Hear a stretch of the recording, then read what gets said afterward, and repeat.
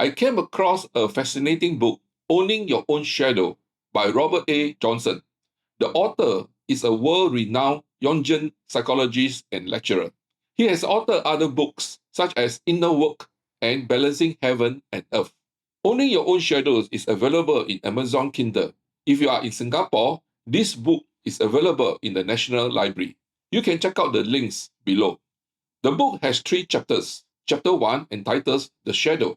Culture form our ego and shadows. We need to face our shadows. Chapter 2 is about romantic love as shadows. This chapter talks about projecting our shadows on our spouse. The mandala is the last chapter. This term refers to the middle place where we learn to live with our own ego-shadow oppositions. In this video, I will share Johnson's insight from chapter 1. You can leave your comments below to share what was interesting to you.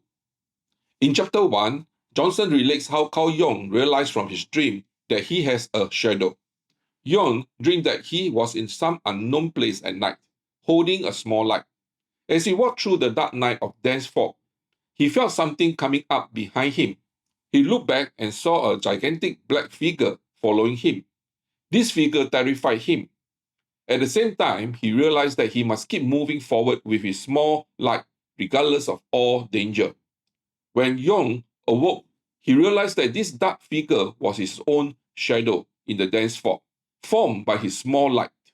He knew that this small light was his consciousness, which is the only light he has.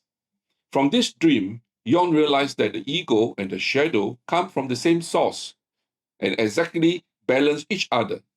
His consciousness is the source of his ego and shadows. What are ego and shadows?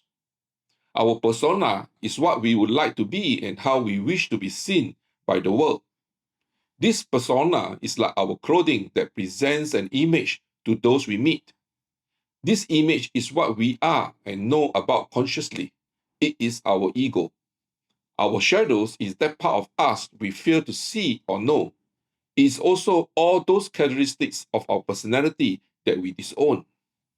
The shadow surfaces when we divide our behaviors into those that are acceptable to our society and those that have to be put away. This division creates an ego and a shadow within us because our culture insists that we behave in a particular manner. If we refuse to subject ourselves to this cultural process, we will have no place in a civilized society. The problem with this process is that culture is an artificially imposed structure, even though it is an absolutely necessary one. For instance, individuality is a great virtue in some societies and the greatest sin in others.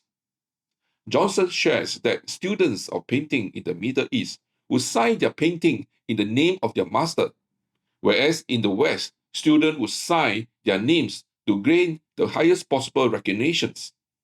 These opposing perspectives means the shadows of one culture is a virtue of another. This arbitrariness of the cultural process means different people in different culture will suppress any characteristic that their culture rejects. These rejected characteristics do not go away, but become hidden from the eyes of the public. This hidden characteristic will become the shadow life of people. This shadow life will take on a life of their own, becoming a terrible monster in a person's psychic house. This cultural process begins unconsciously when we are children.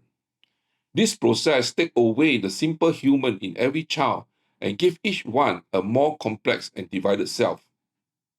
Children will learn to categorize their behaviors into ego and shadows because our culture insists that they behave in a particular manner. Those who survive this process will consciously adapt to the collective life of society. While adapting to the collective life of society is necessary for living, this adapting will bury some noble characteristics that our culture rejects. When we refuse to acknowledge our noble characteristic rejected by our culture, this refusal means living consciously in a state of a divided self that grows more and more painful over time. Instead of suppressing our shadows, Johnson urged us to live a balanced life between the desired characteristics of our culture on the right and the rejected characteristics on the left. All our qualities will exist along this continuum between the desired and rejected characteristics.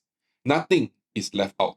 Johnson's claim that we must balance the desired and rejected characteristics inside us if we desire to live in equilibrium. Like a seesaw, we need the desired characteristic on one side and the rejected ones by culture on the other side to maintain an equilibrium in our lives. If we ignore this law of equilibrium, our seesaw will lose its balance. Johnson explains that this loss of equilibrium triggers people to flip into the opposite of their usual behavior. For instance, an alcoholic becomes a fanatic in temperance, or a conservative throws all caution to the wind. This change may or may not be permanent, but is a sign that this law of equilibrium is broken. Living in equilibrium means living at the fulcrum. This center point is the place where we relate with our world. From this place, we show the world the desired qualities of our culture and hide our shadow characteristics from society in general.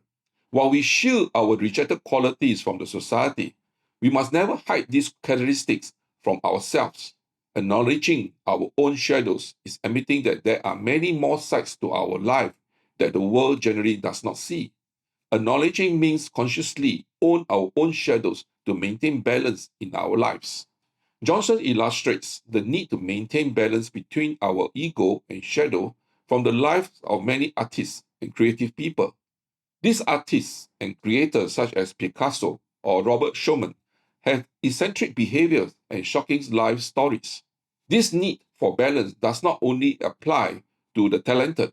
Everyone who performs the deeds of their ego, such as making a work of art, saying something kind, or protecting the family, require an equal weight from their shadow sides to maintain balance in their lives. While we should not stop expressing our ego, we must make some small and conscious gesture to compensate our ego to maintain equilibrium. For instance, Johnson shared that his friend would carry out the garbage for a week after they had some good fortune. This simple act is powerful to play out the shadow side of something positive. Johnson suggests that participating in religious ceremony, such as the Catholic Mass, will balance our cultural life. Most religious ceremonies are designed to balance our ego and shadow in a compensatory way. Besides religious ceremonies, Johnson recommends that we create our own symbolic ceremony to express our shadows. A friend advised Johnson to perform a symbolic gesture each time before he gives a lecture. His friend asked Johnson to go into a private room, taking a towel to dampen it. Johnson is to wrap the wet towel into a ball and throw it on the floor as hard as he can. He must shout out loud when he throws the towel. Johnson felt infinitely foolish doing this initially. However, this symbolic shadowy act releases his ego's energy to give courteous, well-structured lectures. When we fail to balance our ego and shadow, the imbalance will express itself in some destructive ways, such as black mood, psychosomatic illnesses, or unconsciously accidents, to bring balance to our life. Johnson advised that we honor those qualities we have forgotten or ignore to bring equilibrium in our lives. If we desire to live a cultivated life in society, we must consciously incorporate our shadowy qualities with some dignity rather than through some neurotic behavior. What will happen if we forgot or ignore our shadows? One consequence is that we project our shadow qualities onto others. For instance, men project their shadow qualities on women, and vice versa, or capitalists on communists, and vice versa. Religious communities lay their shadows on each other's community.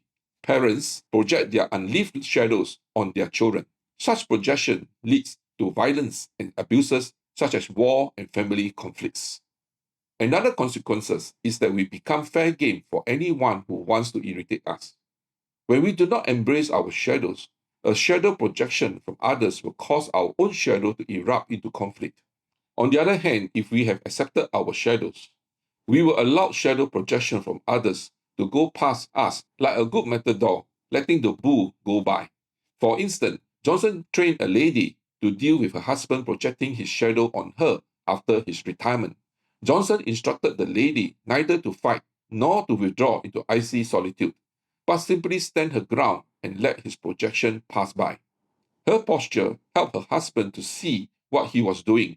This realization led to a conversation of fine quality between them. The third consequence is that we rob ourselves of more creative energy by rejecting our shadows. For instance, Johnson shares that there is a system of teaching language in Eastern Europe. This system requires the students to choose an identity opposite to one's actual life. A professor might imagine himself as a pirate. These approaches release hidden energy to learn the new language. In summary, while we need to assimilate with our social cultural environment to function well, we need to recognize that some qualities rejected by our culture are valuable for our lives. Accepting our hidden qualities that our culture calls shadows will release creative energy from our shadows. This creative energy will give us a wonderful new lease on life. If you have learned something interesting, please share with me in the comments below. I'd like to hear from you. If you like this video, give it a thumbs up and share with your friends. Subscribe to this channel for future updates. Thank you for watching.